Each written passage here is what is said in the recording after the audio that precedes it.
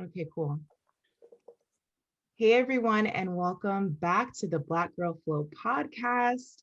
I truly hope that Capricorn season is treating y'all well, that you are writing down your 2022 goals and figuring out a way to execute it, because that's pretty much how I always feel during Capricorn season. I'm also biased.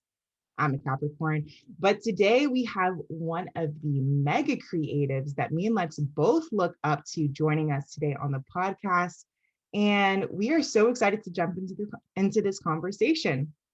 So today we are joined with Maura Chanz, named one of 2190's dream chasing girl bosses you need to follow. She's a creative with a rare ability to connect with all audiences. Known for her unapologetic attitude and can-do spirit, women of all ages recognize Maura as a woman to watch and follow. She's an actress, multidisciplinary artist, writer, entrepreneur, and champion for several causes. Most of them aim toward equal rights and inspiring young women to live unapologetically and reach their full potential.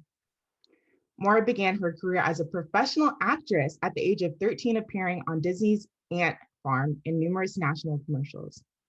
While taking a personal hiatus from acting, Maura earned a BA in Comparative Women's Studies and Writing from Spelman College, where she interned for BET Networks, Con Live Distribution, and True Story Agency to learn the ins and outs of the entertainment industry.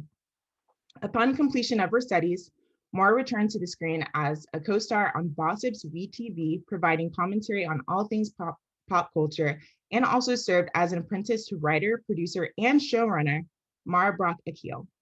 Maura formerly served as the creative director and producer of former LA-based lifestyle group, The Black Sheep TV, founded by actor Kofi Cerebo, AKA my husband, which garnered over 7 million plus channel views. She's also the founder of Tribe, a women's empowerment organization dedicated to reigniting the spirit of tribal community amongst women of the African diaspora and beyond.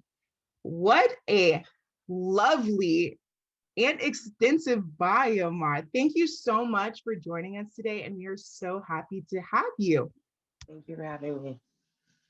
Yes, of course. And so you already know we have to get into the pulse check. How are we feeling? What are the vibes? As I said, Capricorn season kind of has us, or has me in this space of like trying to figure out my 2022 goals and how to execute them. But Lex, how are you feeling? It is, well, we know we fangirl every time we have a guest. So y'all already know I'm over here just waiting to dive into just what we already know is going to be the surface of Maura's career, her aspirations, how she lives her life. So I will keep my pulse check brief because I know we're all waiting for that conversation. But Liv, I think it is so funny. It's these moments, especially when we're in the midst of Capricorn season, that I'm just like, I'm such an Aquarius. I'm like, and it's so great because I'm seeing so many people be like so inspired during this time and so driven. And I am just inching further and further into my hole so that I can make like my sudden immersion in peak Aquarius season. So I am loving everybody else who's in the thick of it. And I, hilariously asked a Capricorn in my life. I was like, oh, is it still Capricorn season? And they just darted at me and they were like, of course it is. Can you not feel the ambition in the air? And I was like, all righty. I was like, let's tone it down a little bit. You're like, you will not force me into being a productive boss babe. Like, get that away from me. You're like, I want nothing to do with it. And you will not. You're like, I'm deleting Instagram. I'm not even gonna, I don't want to see it. You're not gonna see it. It's not gonna feed. It's not, I want nothing to do with it. But I do have to say I've had some really just great days of just like full living is what I would like to call it. Just like those days where it's just not that the focus is productivity or doing too much, but just like really full, beautiful days that you just kind of hit your head on the pillow and you're like, wow, good day, very grateful. Whatever is in store for tomorrow, feel prepared for it. So that's how I'm coming into this space, is just kind of being like, haha, these Capricorns. But Maura, how are you doing? Let us know. I kind of echo a lot of your sentiments. It's interesting. I'm a nerd sign, I'm a Virgo. And so I'm big on planning and organizing anyway. but I end up, I pretty much start my years in Aquarius season almost. So, Thank you. like, Thank you. Yes. everyone is like, it's something about it to me. It's like, I love the freshness of a new year, a new journal, a new, all of the new pieces, but something, I think, almost letting the dust settle a little bit for me.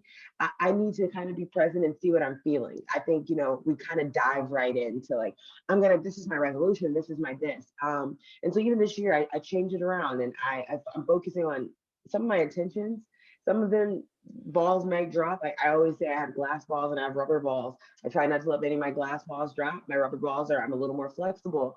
But I don't have, like, I have to get this done. I'm really moving from a space of fluidity.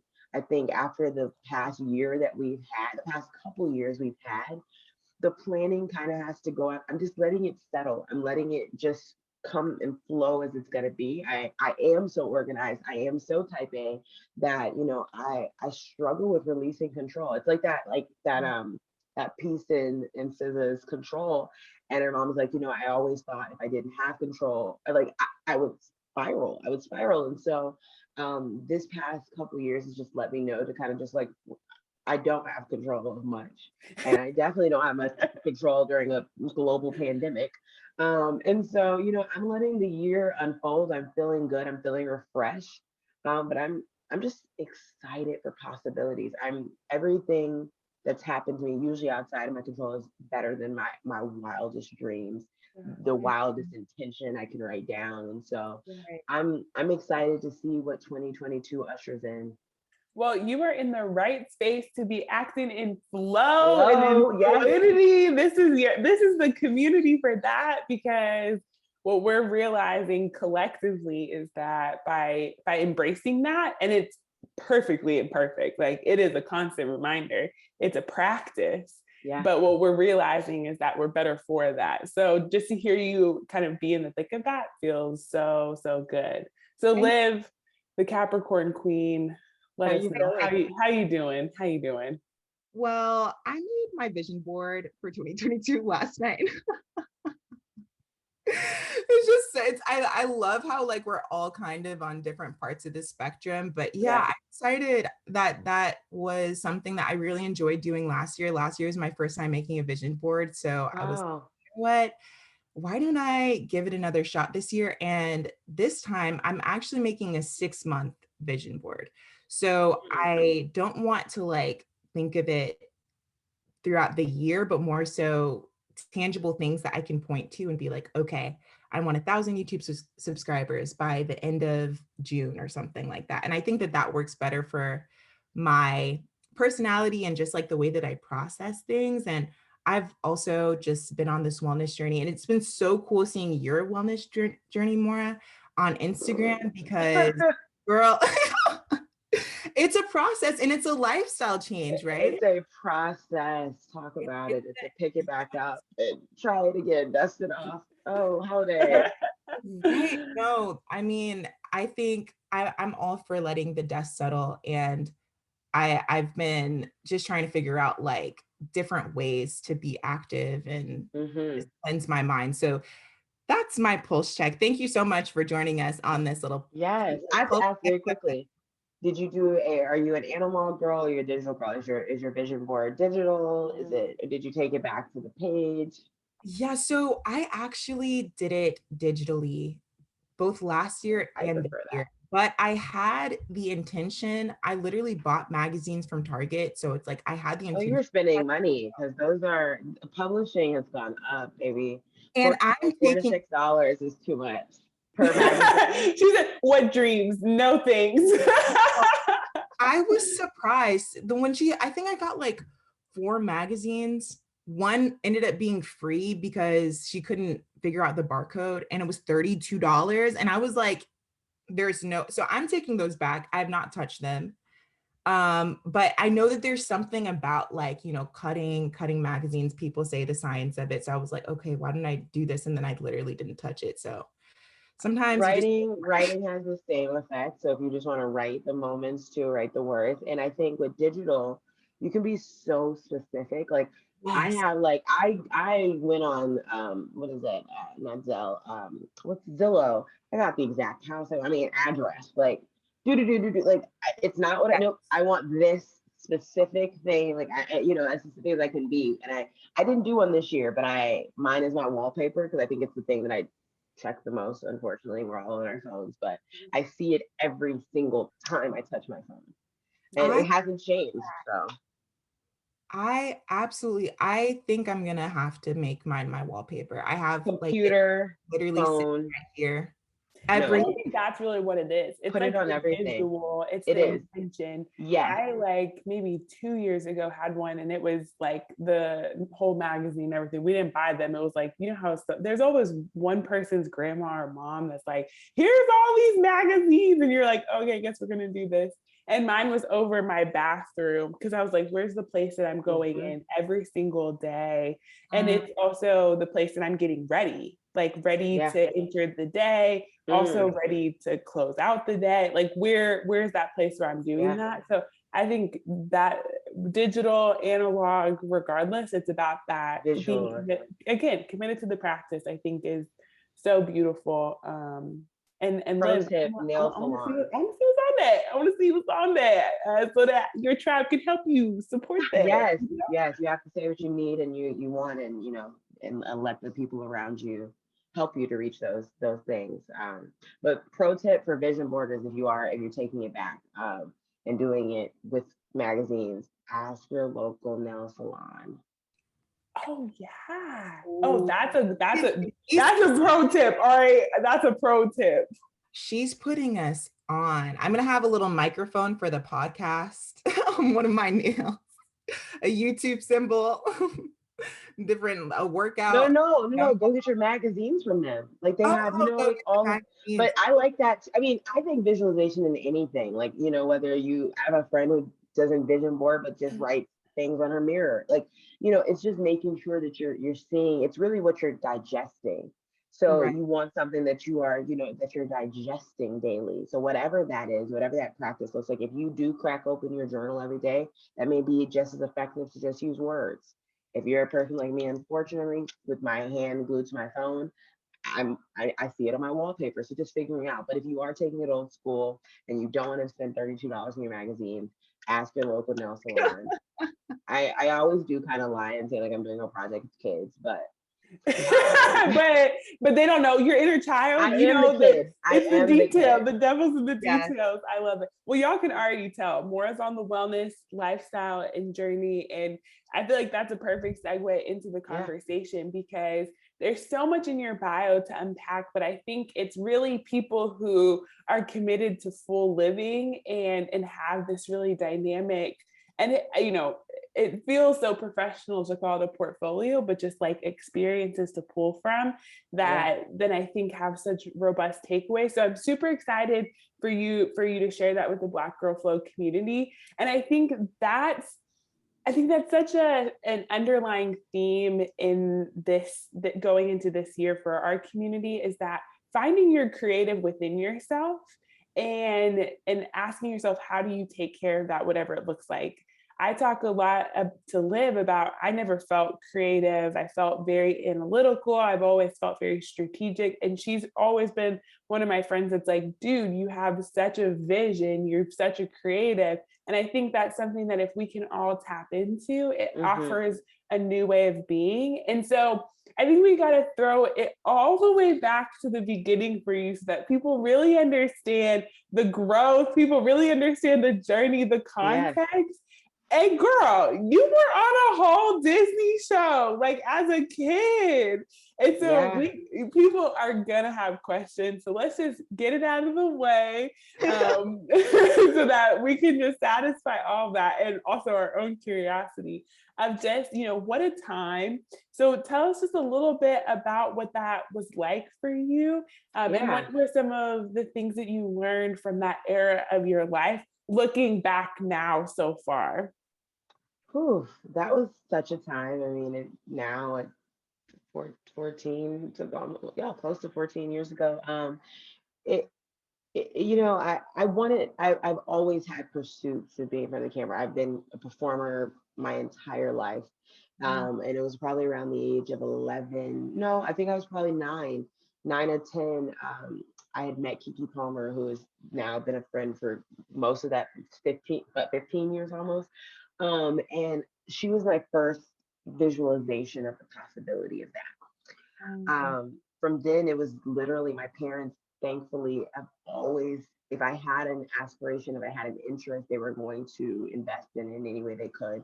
Obviously, my parents are not in entertainment, so it was just like finding those resources. I ended up moving out here to LA, living with a woman named Donna Jean Goheen, who was a manager and managed everyone from Ali and AJ to like the cast of iCarly at the time. And she really, you saw something in me.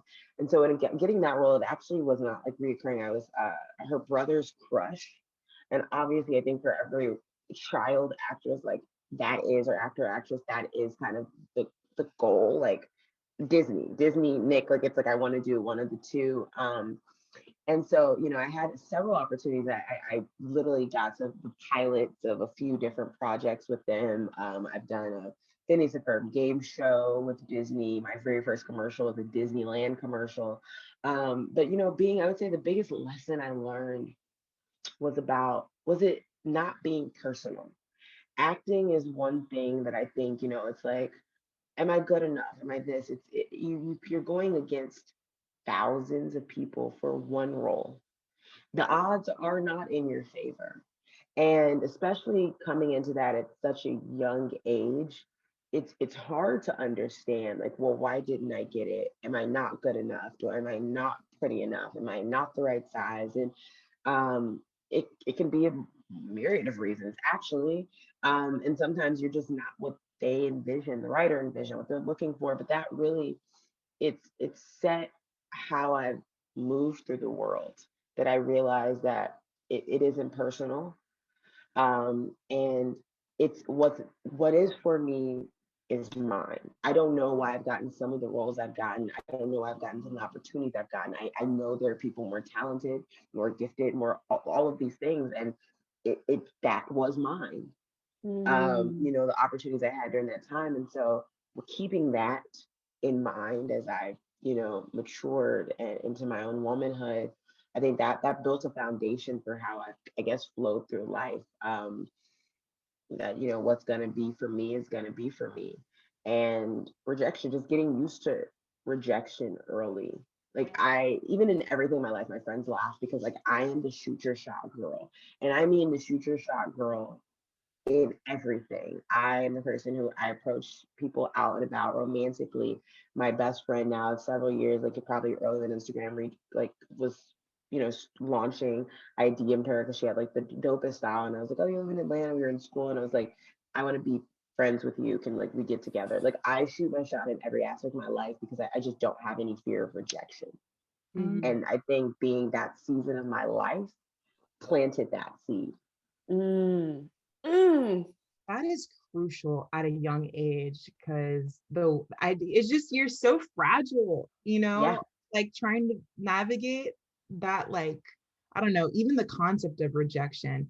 I remember I was like interested in the acting world as well. And my parents were more so of the mindset of like, no, like you need to be more traditional, whatever. But like I do acting camp over the summers. And I remember I finally had the courage to like audition for something in high school. I can't even remember what it was, but I literally blinked on everything and I was so sad. And I was like, oh my God, even though they didn't even reject me, I felt like, this is not the space for me. And I was like, I'm stepping away from this. And that was as far as my acting career went.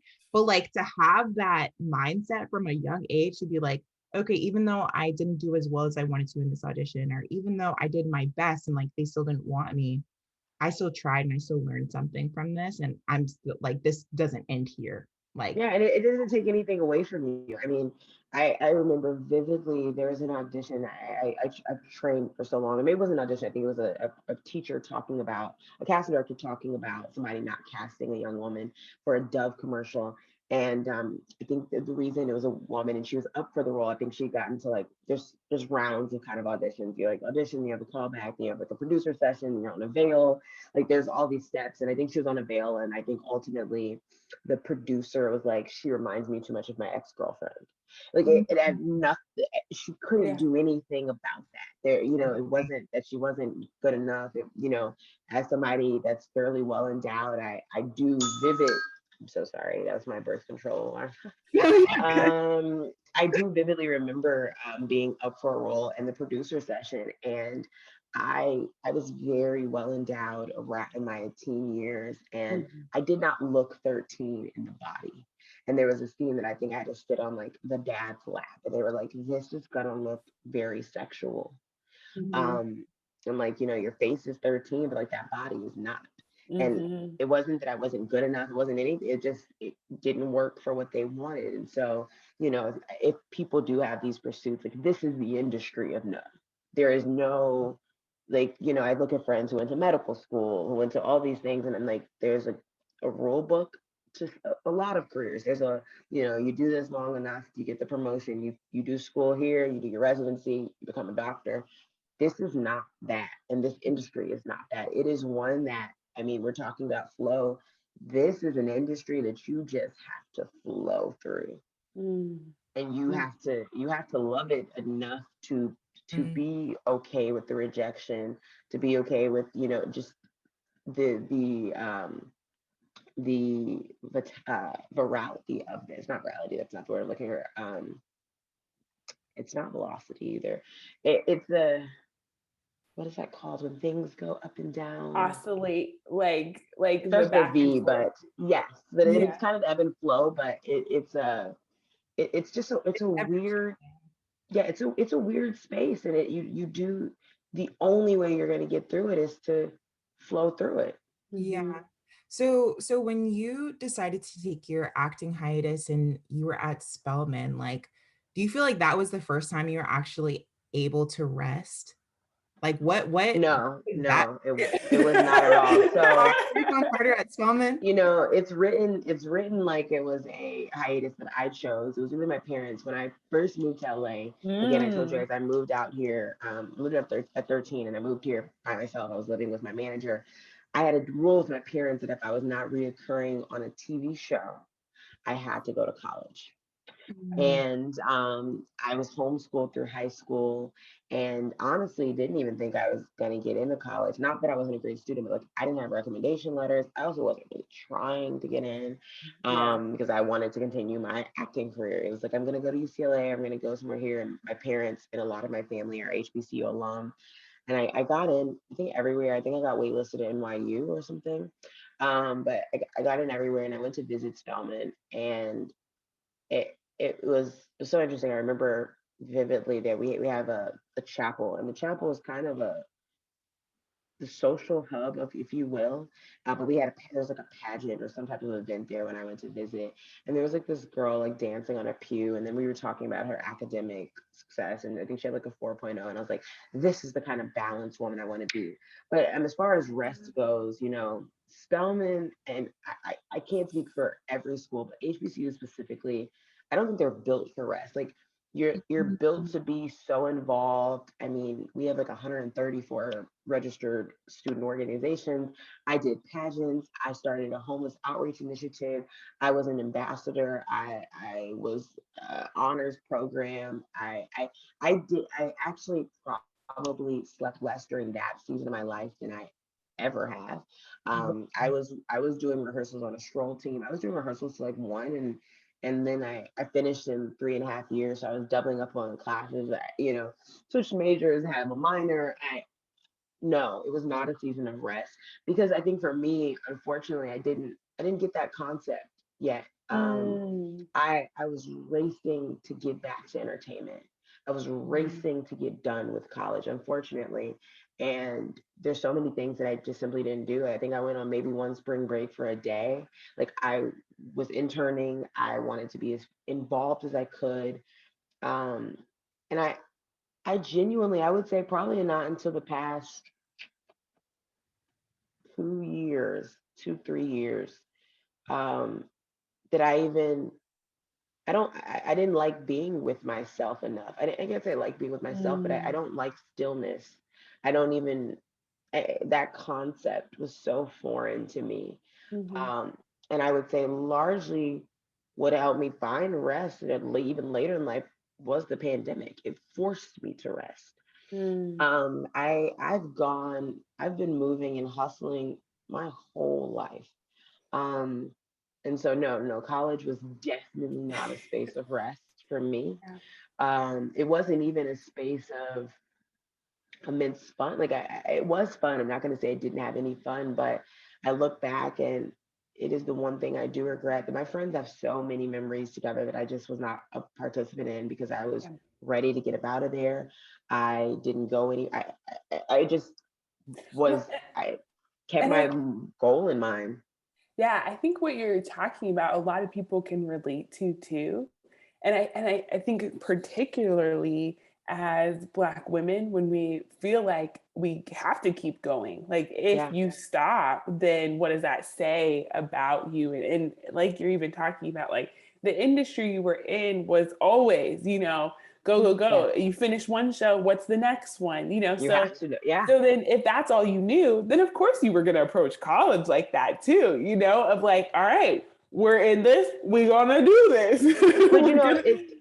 it's also generational. I think my dad is in his mid 60s, and all I know is that, like, I remember my dad to this day. He's now retired as of recently, and he still actually works. But my dad worked over 100 hours a week, most of my life. There, that hustle is like my dad's from. I'm from Chicago, and the city moves like that. Like that's, Mm, it was, if I'm not, my dad said, like, if I'm resting, I'm not making money. right. And so even vacations, like, my dad didn't even know he really still doesn't know the concept of vacation, because for him, it's how much money he's missing. And so I've had to really unlearn that, and that I can't even do my best work without adequate rest. And you kind of can, you can kind of pull it off. I cannot. My friends laugh, like I will dip from a party now. Like when I not only like physical rest, like I mean all of it, I have to turn my mind off. If Yeah. it's not done by 6, like it's probably not getting done. I will be in bed. Maura sleeps in. But that took so long, for me to get to that place of Yeah. prioritizing rest the way I prioritize the hustle. I think I just always thought I would run out of time, or I needed to meet some arbitrary time frame. And I do think most people do have that. Like, oh shit, like I think we thought we were going to be, like I was going to have my career, I was going to be married by now, I was going to have a kid. Like what? Thinking now, I'm like, girl, were you insane? Like, Yeah. you thought you were gonna buy $1 million home by now? Like, But to your point of are you like well? when you're in it, you cannot even conceptualize that. And it's not until you're out of it, a global pandemic halted your ass and said, what we not about to do is run raggedy in these streets, Yes. girl. Like, come sit your behind. And I think too, I'm curious because it's like, I'm sure that process felt jolting too. Because it's like, when you're talking about unlearning, to your point, generational, your own majority of your lived experience, like that's a hard hit to the chin, to the Yeah. chin. That doesn't just come. And I also think that it says something about the individual to take that as an invitation of a new way of being. Because I think a lot of people get halted and they resist. They resist that, they push back, they try and overcompensate and try and control and do more to try and push against it. I think it says something to be like, you know what? Like this is saying something. Like this, I'm taking this as an invitation of I do my best work when I am rested. And you Yeah. know what? We are going to leave the party a little bit early. And when my phone goes on do not disturb, I'm on do not disturb, Yes. And it's in those, and I'm a big proponent of it's in the little things reflecting the big things. So it's when you start to advocate for yourself, when you start to reclaim that Mm. time in the tiny things, it love will that. be easier to do it for the big things. We don't jump for the big kahunas, and we don't, the big kahunas, not kahunas, kahunas. You have to crawl before you walk. Yeah, exactly. So I Yeah. just think that says something so much to what it takes to override that habitual response of just go, go, go. And I think that says something so much about you that you were like, hindsight 2020, we were doing too much. But now Yeah. we're gonna be more strategic in all of this to be better for it. I think that's huge. Yeah, and I think, it's interesting that you say that. I think it's also been something, when you hear something in your ear over and over. I remember Maura killed well before I worked with her, but she came to Spelman, and I, was talking about my career and, coming into college, being in entertainment, and I was graduating early and I was all this. And she's like, you have time. You have time. And it's honestly the one thing I've heard my entire life. I danced a large portion of my life, I would say 11 years or so, and can really dance, was always ahead of everyone, like, and ahead of them as in up to the next move, because I moved so fast. I talk so fast. The one thing I think my parents did tell me a lot, even though my dad also, like he did, was slow down. But in little things, like you said, it's those little things. My dad was like, Mara, slow down your speak, like slow down talking, slow down, like your step ahead in your choreography. And it was something that always was in my ear.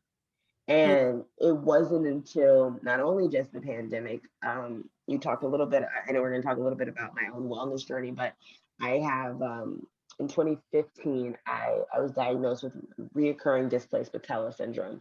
So my kneecaps move off alignment. It didn't get too bad until probably 2019, where I kid you not, I can make one wrong step and I can barely walk for weeks at a time. That I was forced. So it was like a lot of it, even the pandemic.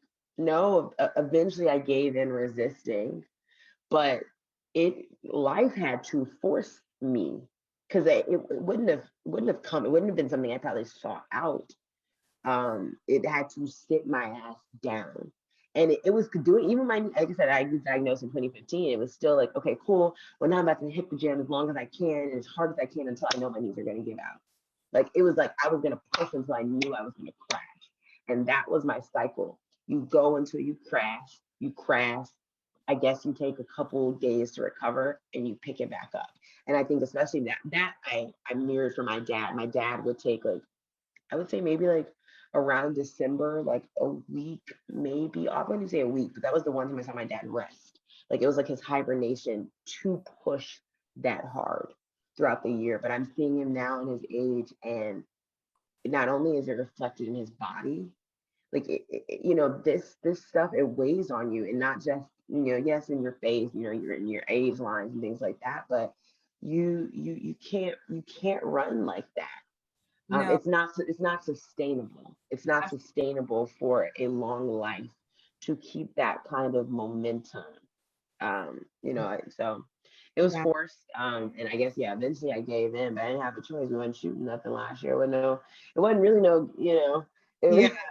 We all had to pause, and I take a lot from Lexi and just like the way that she lives her life and balance. Like, I think she's really good about that.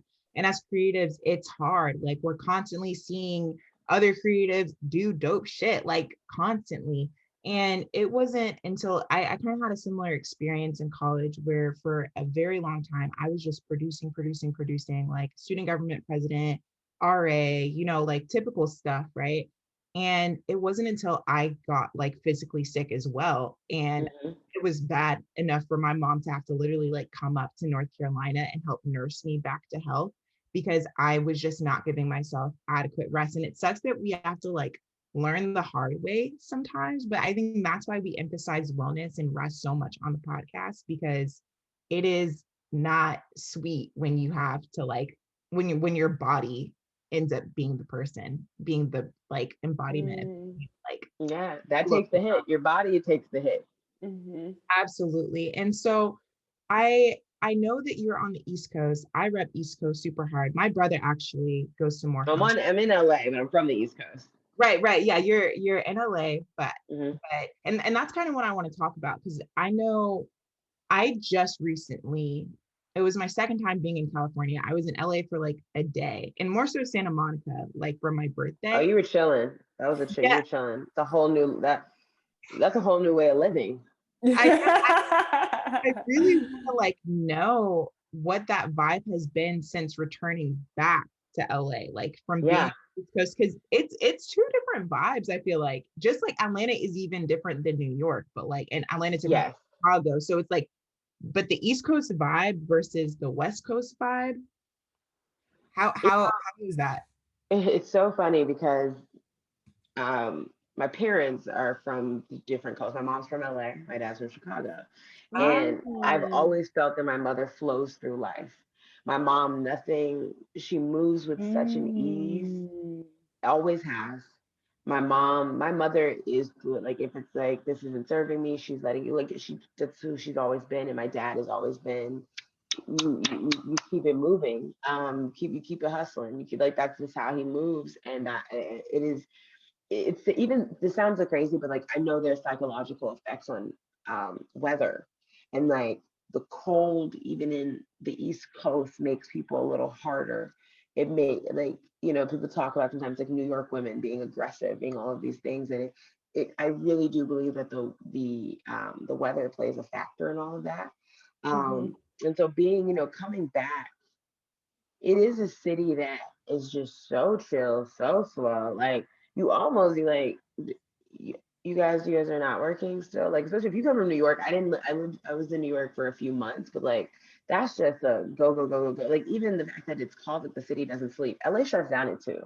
Like everyone's like, when my friends are here, they're like, there's no after move. Like after move, baby, no, we don't do an after move. Like the city is done. We are done. Like Yeah. it is a city of rest, of relaxation. I genuinely mean so many people are entertainment that like if you come to the city, you really just don't think people work because like the cafes are overrun all day. Like you can go to the mall in the middle of the day and it's like, damn, did y'all don't do nothing. Like you just live in. LA is like a city that it's like you just live in. Um, and it honestly, I could not even imagine myself moving back east because I enjoy the quality of life that this city, like the city Mm, offers, but like the kind of person it makes you be. It does force you. I think even the way people utilize water, I obviously know the name of the podcast, but I now will continue to probably reference flow. Like you the activity, the most dominant sport here, people flow through. Like it is, right. you're connected with water in a different way. Yeah, we have water in Chicago, but it's obviously not the Pacific Ocean. It's very different. It is a city that I think it slows you down. It does in many ways. And even being in this industry, yes, you're kind of hustling from one job to the next, but it is a city that you do have to trust the universe, trust God, like that the next thing is coming because like you don't have control. It's a city that you do not have control of. Mhm. Mhm. Yeah. Um, so it's a different world. It's a different world, and one that I'm so thankful for. And I guess I grew up somewhat here, coming here at 13. Like I split my time, so Yeah. I really am the best of my parents now. I think that I really have sensibilities in both cities that I'm gonna outwork most people here, which has probably expedited my career trajectory. Mhm. Right. But because the city's gonna kind of slow you down and flow through it, like I I can't. I'm learning that piece of it too. Yeah. But when it comes to when I'm up, I'm gonna dominate any of you because I have that East Coast movement and that East Coast Mhm. hustle. But now I'm learning to trust that flow. So Yeah. And Lex knows that I like fangirled over Issa Rae's Sweet Life Los Angeles because I feel like that was like my first time. First of all, I love reality TV shows, so I fangirl over most reality TV shows. But it was like my first time seeing like Black creatives in LA thriving. Like, do you feel like your community is low key like that? I'm not sure if you've seen Sweet Life, but I'm not a huge reality person, but I did watch it because I'm a huge Issa fan. Mhm. And so I try to support as much as I can, and I think it was somewhat of a positive representation. Yeah, my tribe is like, if y'all know the episode Insecure, like, we are thriving, and like we are like every person around me Yeah. is like we're doing great. I Right. don't even like it's a beautiful thing. I think that's a reflection. There's a reflection of who I am and what I put out into the world. But there's a kind of a short little analogy or story, fable, I don't know what you want to call that. But it's about this guy. It's two people moving from this town. And one of them meets this like middle town first. And he's like, how are the people in the town over? And the guy's like, well, how are the people in the town that you came from? He's like, they were awful, miserable, da da da. And the guy's like, well, it's going to be just like that in the next town. And then the next guy comes and he's like, hey, he stops in the middle town too. And he's like, how are the people in the town over? And he's like, well, how are they like in your last place? And he's like, everyone was wonderful. It was my life was abundant. He said, and that'll be your experience in this next town. And so I know, some people will talk about LA and it's fake. It's this. I don't, I'm starving artist. I'm like, my vibe is just attracting my tribe wherever I go. And Right. so my tribe in LA is thriving, my tribe in Atlanta thriving, my tribe in New York thrive. Like that it's kind of this kind of people I surround myself with. Yeah. Always have. I've always looked for the people who are gonna go out and get it, not take no for an answer. Yeah. And it's across different industries. I do know people in entertainment, but I do just have gone to college. Like most of I have one friend who just graduated law school, two are finishing dental school this year. My best friend's a consultant. One of them is an entrepreneur. So like my actual world, like my real life outside of my industry is just reading some, regular people, but they're all doing exceptionally well. My best friend Yeah. just bought and flipped a home, and I'm like, oh my God, like, yes, girl. Like I'm just It's so crazy because hearing you talk, like that's Liv and I's friend group. Like we just got off of her birthday trip, and that's the same thing. Like we have one friend, super successful career in journalism, works for a major network, another friend about to embark on dental school. You know what I mean? Like yeah. I do a little bit of everything. Liv's our entrepreneur, like boss girl, like all of the things. And so I think I hope people are gleaning from all of your sentiments at all these different phases of your life about it's not just one mindful or wellness trick or practice. It's about all of them. Because what you're talking about is like not just to value stillness and perspective and reflection, but also it's about your mindset. You know what I mean? Yeah. Like and not letting your environment dictate how you're going to be, but you choosing. And you're like, yeah, people could say anything about LA, but you're like, but what I'm doing is living a life abundant of success. And that's what I see. And so you're like, so somebody probably could be having a different experience, and that's fine. But then also knowing so much about yourself. And I think, again, people can glean from everything you've been sharing is that like you're so confident in yours. You're like, even in my flow, like even in my slowness, I'm still outperforming everybody. And it's that confidence that I think really, expedites people's success. And then you really are a self-fulfilling prophecy because you're like, you believe in Whew. yourself When I and you tell you believe in that's your my tribe. favorite, that is my phrase. Like the self-fulfilling prophecy it's so it's true. That is I'm sure most people have read The Secret if people are into self-help or anything like that. The secret is you. That's the secret. I don't know what you don't even buy the book. The secret is you. And people like, Yeah, spoiler alert, it's no, seriously. But you. people are like, what is this? What is, and I'm like, it's you. Like, if you It's believe believing in believe you you. can, it's you. And I think, one thing about LA, you said it kind of in what you just said, but I tell everyone that I am in this business. I am not of this business. Like, this is my job. I am a real person outside of this. And I how I moved to this city, and I think my experience is like I said, that's my job. I'm not of it. I'm not of that mindset. I'm not of the scarcity mindset. I'm not of the phony mindset. That's not what I'm of. And so my experience, my life, the abundance in my life is a reflection of that. I I try very hard not to speak. I pay attention to the power of the tongue in Yeah. everything that I do. Well, I And think that's a perfect segue because out yeah, of all, like, we've taken just like a snippet into your career path, but you're a writer yeah, too. And so you take all these experiences, you value the words, the tongue. Talk about how that has like embodied in your writing, and what that process has been stepping into that, because you know that's a huge step from being an actor into that other side of the process. And I'm yeah. just so curious how you bring all of this into that writing process. Whew. That's a great question. As much as I've always loved performing, I've always loved storytelling, and I've always loved expression. I think most performers, for the most part, are multi-talented. I think a lot of people don't allow themselves to explore different passions and things like that. But I've been writing almost as long as I've been acting. I actually ran a blog prior to launching the project, the platform with Kofi called Lips Unsealed, where I was doing journalistic work in the music and culture space.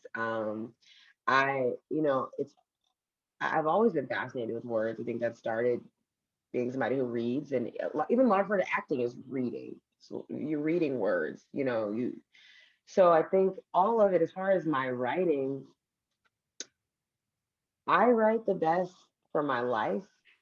Mm, I draw from my life to write. I think, I'm honing the skills of writing, which you can do whether you do that in school and more formal education, or you just put pen to paper. I think so many of us are writers. If you just open your notes up and you're just expressing yourself, you're writing your prayers, you're writing devotions, you're writing your affirmations.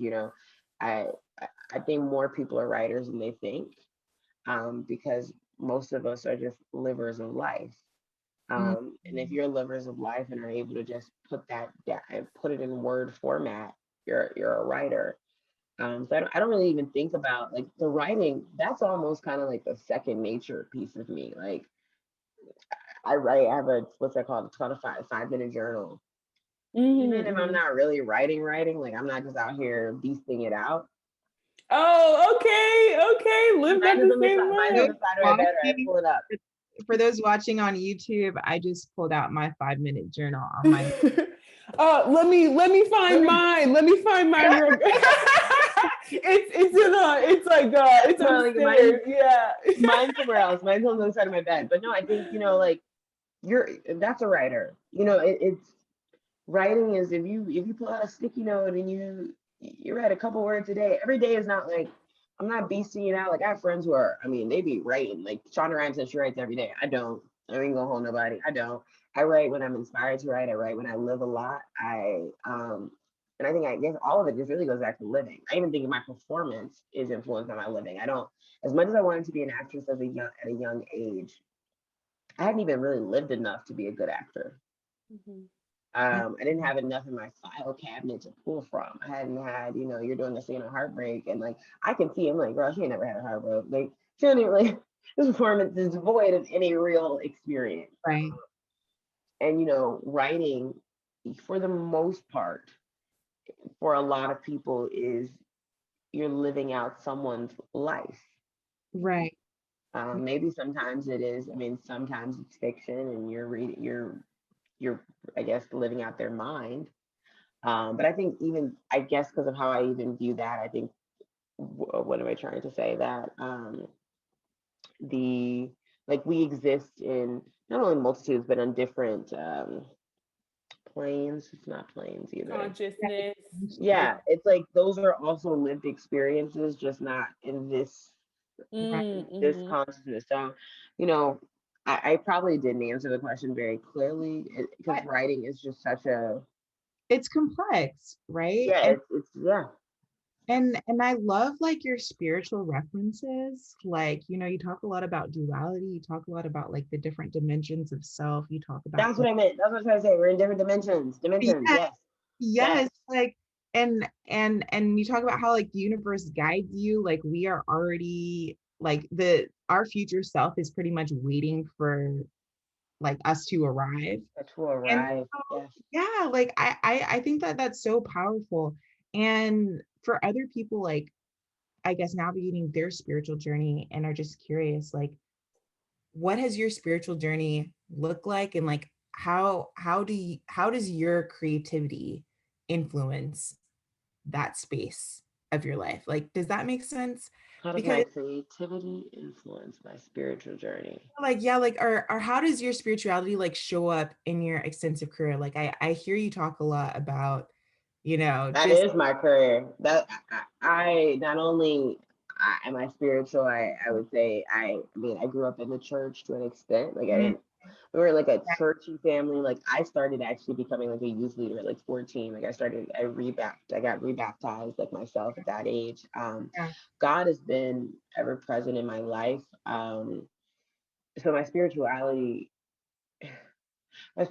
is my career, but I really honestly I feel like my career is just my career is what it is simply as to be an example of the power of God. That's it. Like my career is my testimony because my career does not make sense. Like it really hasn't. I mean I don't know if I still am, but I was one of the youngest TV executives. I mean it doesn't make sense. I didn't have a traditional a linear thing in it, but it doesn't make sense, and so I can't take credit for it. I so I think I'm just getting really emotional thinking about it because it's so above me. My gifts are above me. Everything is just the ideas I have are planted in me. Yeah. Um, I'm and it's I don't know if any of you guys have read Big Magic, but ideas are living and breathing things, and Yeah. God selects us. I apologize. No, this is real. This is what it is to live in your powerful. I purpose. know, Uh, speaking through you right now. yeah, God selects vessels, and sometimes we say no, and the idea go to somebody else. But once you feel that you can do something, once a word comes, it's because it can come to pass through you, Mm, Yeah. and you choose to either allow that, to go with Yeah. it, to believe that. Um, Yeah. and so many people don't, and I think because they don't experience the fullness of what their life can be because they reject it. They reject they reject things from God, from the universe, whatever your Yeah. higher belief that you believe in. And I've just always said yes. If it's an idea, Mm, okay. If you've given me the idea, I know that I am able to bring this to pass. mm. So my career is just It's- that. It's living through that testimony. That's it. That's all my career is. Girl, I It's just a have testimony. chills. I have literal chills because I want the Black Girl Flow community to go back a minute and really listen to you because what you're talking about is the embodiment of purposeful living. Like, and what the even the emotion that I can even feel through the Zoom screen is what it really feels like to tap in to that level of alignment where everything is flowing in purpose and Yeah. alignment. And more, that's what I think. Like, I'm literally getting to even continue to talk about it because it's like everything from this conversation is showing that it's possible. And yeah. that when you get there, you have to believe that you're Yeah. there, that you're doing this, that you've said yes, that you've laid the foundation, you've positioned yourself, and you've leaned into the uncertainty. And what Liv has always worked on in her creative journey is trusting your art, Yeah. trusting yourself as a creative, as an artist, and also seeing the bigger vision. And that's all of those things happening at the same time. To what we want for the Black Girl Flow community is to get closer and closer to that. So hearing you say that, I'm like, y'all, do you hear it? Like, this is what it is. Like this, like we could say it over and over and over again, but you are the ultimate embodiment of that process of trusting your art, purposeful living, and truly being in flow. Like more like you and feeling that emotion and feeling that is just knowing in the core of who you are. You're like, you just can't tell me otherwise. And to me, that is an unstoppable force, particularly for Black women who were being stripped of opportunities and structural barriers for us to get to that point. And to hear you say that is all we ever want for our sisters and ourselves, you know? So I just thank you for that piece, because I think that's going to bless so many people to hear, and to maybe even invite them to trust themselves too in this process and to lean into that. So I'm just like so grateful. Really, and to bring the conversation full circle, Maura, what does it mean for you to be in flow, like with yourself, or like what does that word mean? Like, how does it feel? To be in flow. I think to be in flow is to trust yourself. And for me, I guess even just tying back to what I said about my own spirituality, I know who I am, and I also know whose I am. And I know that I'm made in the image of God, and I trust God, so I have to trust myself because I am God. God is in me. It's simply, it's so crazy. Like I kid you not, there's so many things that I'll say, and it's like, okay, I'm gonna sell this show, and I've never been in a writer's room, and it's like, that's wild. But like the moment the vision came to me, it was like, all right, cool, it's done. I have some work to do to get it done, but like once something comes to me, that means that I have to flow till it comes to pass. And once for flow, for me, I think it's things are transitioning. That's flow, is transition. When you are watching waves flow, they're transitioning from one space to another. And so I tell everybody, even like when you think about money or you think about anything, it's like, so I'm like, it's in transition to me. I don't have it right now. It's in transition to me. Like everything is like the moment the seed has been planted, whatever it is in transition to me. And the only way that I can get to it, you can prevent yourself from getting there, but the only way to really get to it is to stop rejecting doubt. You know, you can't reject, you can't have resistance to it. And it's like being in the water. Like if you were stranded, they let you're supposed to lay on your back and let it flow. A lot of people push against tides, whatever. You're not going to get to where you are trying to. You will be pushed more likely than not to shore.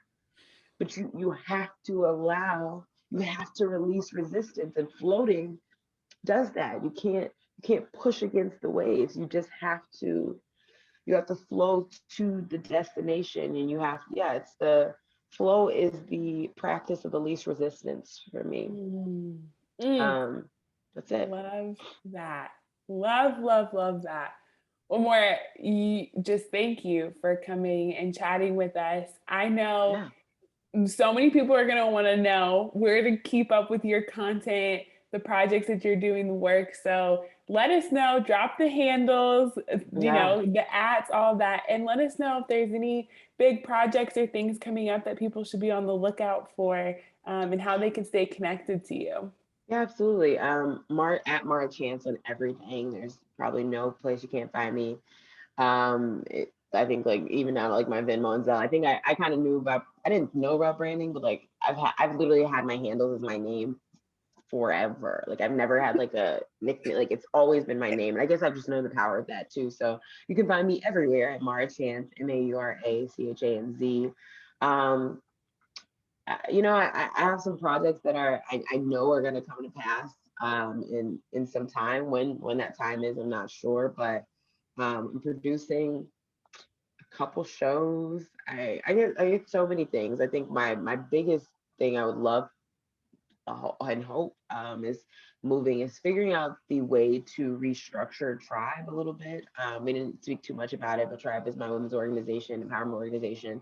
We started out actually as a platform, a publishing platform. So people, it was a content platform for many women. We've been in the offline space in which we were hosting events. We've bought out theaters to take young girls to see Little. We've done wellness retreats, sunrise meditation and yoga. And unfortunately, just with my life and my work, I haven't been able to do that in a formal way. I like Tribe is tattooed on my arm, and it's how I move through the world. Is to, I live by, there's three pillars they say that you need to be content in life. You need community, you need autonomy to be yourself, and you need something to give to the world, a skill set or something. And so I work every day to bridge the gap for women in one of those aspects. Sometimes some people need all three, some people only need one. And so Tribe is always with me. It's something I'm always doing because it's who I am. It's the embodiment of how I move. But I would like to put a structural form, like a structure around that again.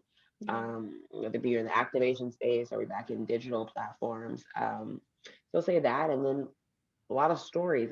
My career has been marked by telling a lot of people's stories. And I have not had the opportunity to share too many of my own.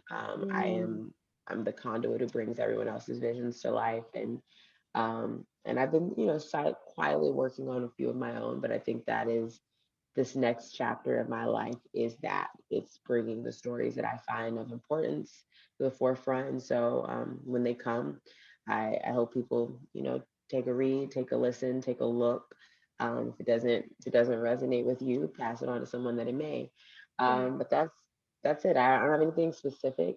It's crazy. I feel like I've been asked this question the past couple of years, and it's not been anything specific for anybody. It's just like, So what people need I'm to do is doing, just go click the follow button on just all the keep up, platforms and just keep up, because just keep the up. good It's things something. are coming. We're just, we're letting life be what it is. But The I think transition.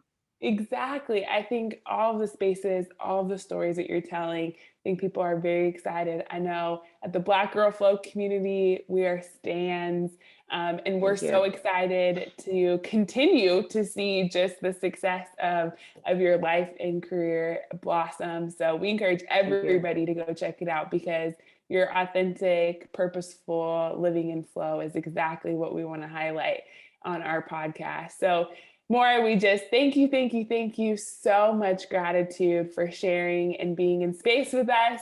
And folks, that's today's episode. And so we'll catch you next time. So peace, love, Thank you, ladies. blessings. Bye, y'all. Bye.